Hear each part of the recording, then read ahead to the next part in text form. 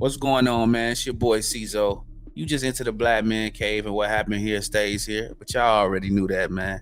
Today we gonna get into this ESPN Top 100 NBA Players list. But before we take a deep dive into that, man, please do me a favor and hit the subscribe button, like the video, and click that notification bell just to get all the updates from your boy. Let's talk about it though, man. This list right here, the ESPN Top 100 NBA Players list, got a lot of people upset, man. And I see why. I disagree with a lot of rankings that they have on the regular anyway. So this one right here, just looking at the 1 through 10, I don't know, man. I gotta rearrange this myself. I gotta look into this myself. So that's what I'm gonna do today. I'm gonna pull it up with y'all, man. We gonna go into this together, man. We gonna work this shit out. We gonna figure it out. Figure out where they got it wrong at, and we gonna do some straightening. Don't none get straight but straightening. We gonna get some straightening going on. So let's just take a look at this list, man. I already got it pulled up for you guys. Let's talk about it, man. At number 1, we got Giannis Antetokounmpo. Now, it's hard to argue that due to the fact that Giannis is a former MVP of the league, defensive player of the year, been consecutive all NBA, all defensive team. At this point, could we say Giannis is the best two-way player in the NBA? Who plays both sides of the ball on an elite level? Can we say that about Giannis? I think so. Defensive player of the year and MVP. This is the reason why they say they have him number 1, right? They say he joined Wilt as the only players in NBA history to average at least 30 points, 10 rebounds, and 5 assists while shooting 50% from the field. Okay, I understand that. I can understand that he was number 1 last year. 2 seasons before that, he won Finals MVP, and he won a ring. Led his team to the finals and got it done. And put on a hell of a performance. But we can understand why he was number 1 coming in, even though Curry won the ring that year. But we can understand why Giannis was there. Chris Middleton went out that season. But let's talk about this season, right? Let's talk about the previous season, right? He's number 1, coming in as number 1 again. I have a problem with that. I ain't gonna lie. And I love Giannis. I have a problem with ESPN putting him at number 1 when he got bounced out of the first round in 5 games. The first round. Yes, I'm not over exaggerating for the people who clearly isn't paying attention to the NBA. The man got bounced. Yes. And this guy who they got at number 2, Nikola Jokic, he won the finals last year, dominated, probably had one of the best playoff runs ever. You talking about being with Wilt. Let's look at ESPN's reason for having Nikola Jokic at number 2. Jokic didn't care much of winning a 3rd straight MVP. Yes, he won 2 MVPs. He won 2 consecutive MVPs. But moving on. Jokic didn't care much of winning a 3rd MVP down the stretch of the regular season due to the discourse surrounding the race. Yeah, that was mainly Kendrick Perkins. I'm gonna just call it how I see it. It came from one of ESPN's own, man, Big Perk. The man said the most ridiculous thing I heard in basketball alone, saying that Jokic gonna win that because he white, man. That it's an agenda to get through something along those lines. It was so ridiculous, man. No, Jokic is gonna win because he fucking best player in the NBA. Fucking the best player in the NBA. You talking about because he white? The league is dominated by black players, man. How many white players is on this top 10 list? We probably gonna have 2. How many players that's white is in the top 25? That was just ridiculous to say that. But moving on. How could Jokic be number two when he dominated? You say Giannis was in the category with Wilt, right? Well, Jokic was zero point 0.2 points away from being the only center in NBA history to average a triple double. And yeah, Giannis joined Wilt. Jokic passed Wilt. Most triple doubles in a playoff run ever. Wilt Chamberlain had 8. Jokic had 10. Like, come on, man. He talking about, look at this. Look at this. Jokic didn't care much of winning his third title. Like, but he left no doubt who the best player was in the finals. Yeah, you just said he was the best player. Becoming the first player in NBA history. Read this. To lead the postseason in points, rebounds, and assists. The 3 most important stats: points, rebounds, and assists. He led the entire NBA in the playoffs in that. Like, what the hell are we talking about? Come on, man. What are we talking about? Jokic is the best player in the NBA. Do not disrespect this man. See what happened when y'all disrespected them last year. They went on and dominated every team they played in the playoffs.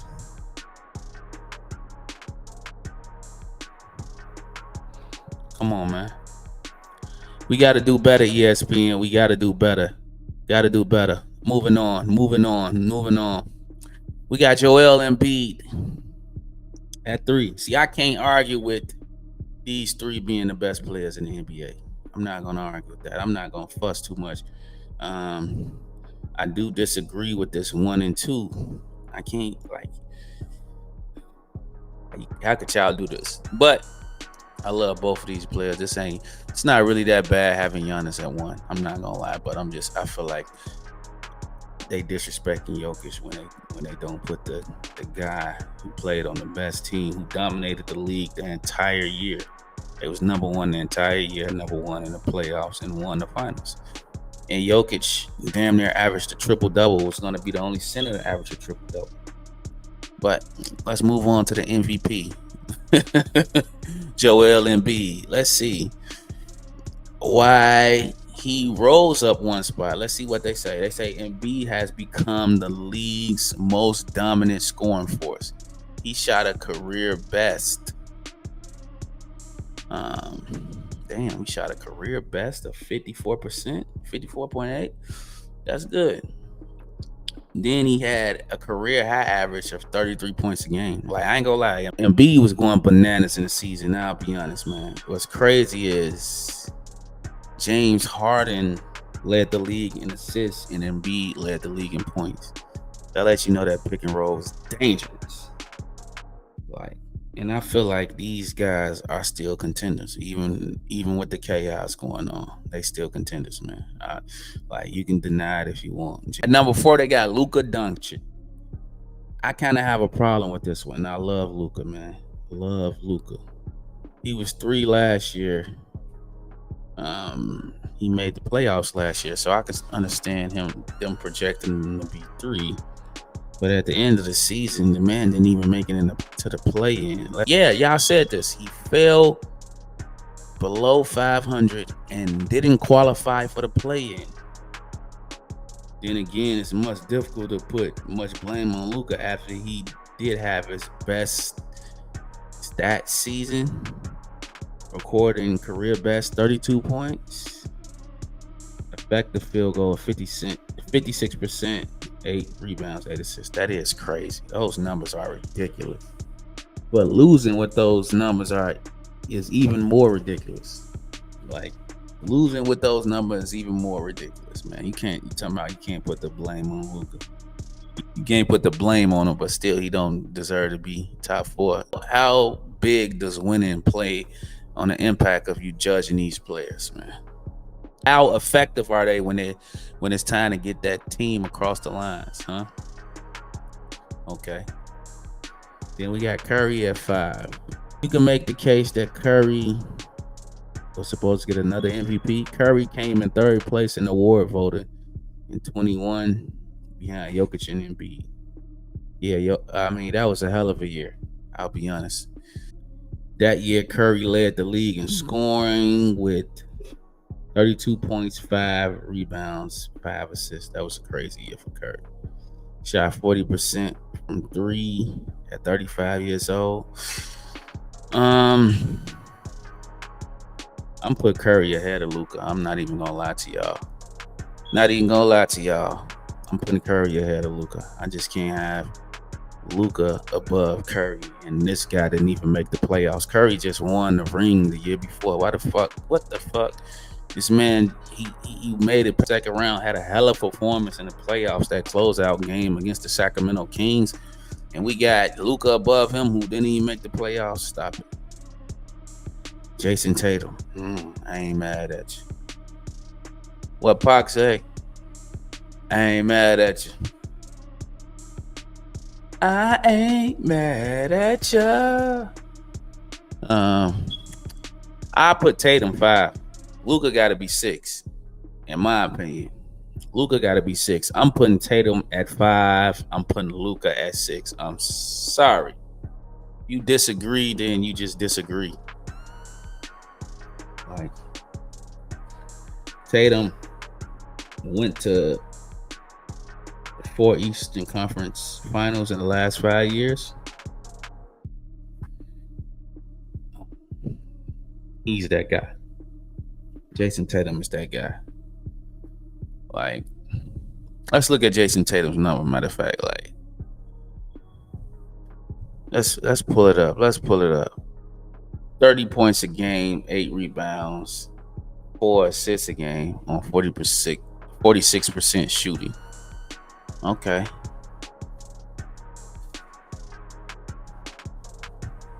You could argue that the Celtics has a better team. Okay. All right.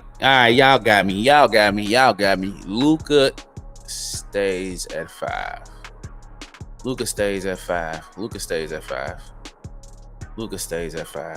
Y'all got me. Damn it. Luka stays at 5. Tatum at 6. I ain't mad at 6. Let's see. Let's go back. I'm scrolling. I'm going too damn fast for y'all. Y'all see, he was 7 last year. He rose up. Okay. They give the man respect. Luka numbers is crazy. 56% from the field is insane, bro. That's a strong case. 56% from the field. That means he putting that shit in the basket. Okay. Let's look at Easy Money Sniper. Easy Money Sniper, man. Let's look at Easy Money Sniper. Okay. He is 7. He was 8 last year. This will be the first season in Phoenix for Durant, who was limited to 8 regular season games with the Suns before they lost to the eventual champion Nuggets in the playoffs. Yeah, they did. I ain't gonna lie, that playoff series was impressive. Those first 4 games. After that, Jokic got to his dominance. Like, I can't lie. That game they lost where he dropped 53 points, the man was not missing.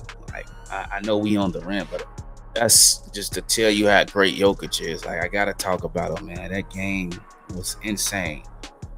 Like, I think that was game 4. Yeah, I think that was game 4. But post game, Devin Booker said something along the lines of, he can score 50 all he wants, as long as we win. Once he said that, they asked didn't win again. But KD, he was struggling at first in the beginning of the series. Bruce Brown was hulking them down. Like, they was playing the type of coverage they was throwing at Durant. But man, I would say this. In the regular season though, like, Nets had that little, that little tough period. They had a rough patch, but he called his players out. And they was going fucking insane. When Kyrie came back, oh my God. The Nets, that's how they still ended up didn't even have to be in the play-in because of that run Kyrie and KD put on. So 7, I hold on to this thought. Because, yeah, 7 is a tough slot. 7 is a tough slot to put this guy. 7 is a tough slot. Let's see. Let's go back down the list. He is getting older too. But Shai Gilgeous-Alexander. My God damn. It's tough. It's tough. The young boy is number 8, man. I can't put him over KD, but god damn, the man averaged 31 on 50% shooting from the field. And he had 5 rebounds and 5 assists. And he shot 30% from the 30. What did he shot? 34% from the 3. So he's been shooting less threes. He went down from 5.3 to 2.5 a game. He had an impressive run. This was a huge jump. It was a hell of an improvement. They had him ranked 48. He in the top 10. I love Shai Gilgeous-Alexander, so I think 8. Damn it, bro. 8 is where he belong. 8 is where he belong. I damn near want to put him at 7, but I can't put him above KD. Much as I want to, I can't put him above KD. I feel like he did take that Oklahoma City team to the play-in, but they got a lot of dogs over there. But he was the leader of the pack. Now this is egregious right here. LeBron James had 9 points. The man, 38 years old, broke the all-time scoring record and averaged 30 points a game. What did he average? Let's see. It said 38-year-old James continued to press the limits of his prime to unprecedented levels. He will become just the 6th player in league history to reach his 21st season and will be an important piece on a championship contender. In his 21st season, 38 years old. I mean, to be top 10, I can't even be mad at that, but I would put him over Shai Gilgeous and KD simply because the effect that he has on the game. Like, LeBron had a banged up foot and they went from 2-10 to the Western Conference Finals. Just put some respect on this man's name, bro. Like, put some respect on his name. But 38 years old, top 10, I can't be too mad. Like, I understand that. I want the younger players to shine. So if we're gonna do it like this, we can put Shai 7, LeBron at 8, KD at 9. Because ain't no way you finna tell me Kevin Durant is better than LeBron. I don't care what you say. AD top 10. A lot of people disagree with that. He was ranked 20 last year, but let's see why he rose 10 spots. After 2 injury-riddled season following the 2020 title in the Orlando bubble, David missed 20 games from mid-December to late January last season, only to come back on he came back on a mission. I ain't gonna lie. He led us to the play-in, led the Lakers to the play-in, and then to the Western Conference Finals. Like, he played 56 games, and the stats was ridiculous. All right, let's look at the stats. 26 points, 12 rebounds, 2 assists on 56% from the field. This is insane, bro. Like, look at these numbers, bro. You can say, yeah, he only played 56 games, but that's 56 fucking games, bro. Like, he played 10. He played 56 games. Okay. We'll take that. He missed 26 games. Okay, we will. 26 games. Obviously, he played enough to get him to the Western Conference Finals. So, whatever, man. 16 games in the postseason. Production was pretty much the same. It didn't fall off at all. He shot 33% from 3 in the postseason, 52% from the field, 14 rebounds. He got more rebounds. Free throw percentage was better. So 3 blocks a game, Like the point production went down because I heard. But just look at this though. Look at this though. This is insane, bro. Like the man had a hell of a regular season and a hell of a postseason. And yeah, ESPN showed him some love. I appreciate that. We appreciate that. Lakers fans, we appreciate that. But I'm gonna end the episode like this, man. Let me know if y'all think I should do the next 10 or the next 40. Let me know. Let me know. I can do that for y'all, man. But y'all definitely gotta tune in. You know what I'm saying? Like this video, subscribe to the channel, and hit that notification bell so y'all can enter the Black Man Cave with me. But until next time, peace.